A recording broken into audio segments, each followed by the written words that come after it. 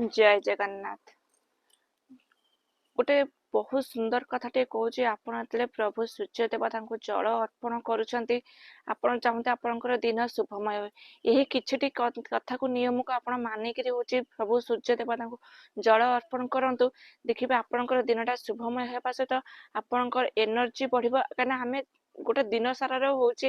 शुभ चाहूचे दिन सारा आम सक्सेस चाहूचे प्रत्येक दिन दिन को लेकर आम वर्ष बीतुची आप प्रत्येक दिन रोचे शुभमय को ये चेंज करूँ देखिए आपण लाइफ रे बहुत किसी सक्सेस आसो। आप कौन करेंगे प्रभु सूर्य देवता को जल अर्पित कर प्रत्येक दिन तंबा ढाल व्यवहार करूँ कहीं हूँ तंबा ढाल मानने जल अर्पण करने द्वारा प्रभु सूर्य देवता आशीर्वाद मिलता है।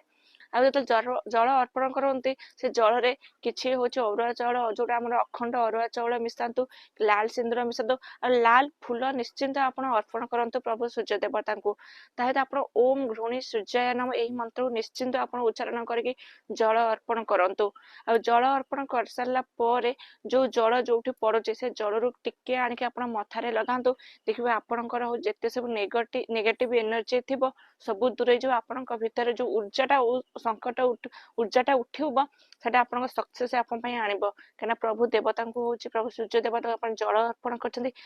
जल कर आप मस्तक लगाउछंती ये छोटिया छोटिया कथा को मानतु देखिए आपणकर लाइफ रे बहुत किसी सक्सेस पाइबे।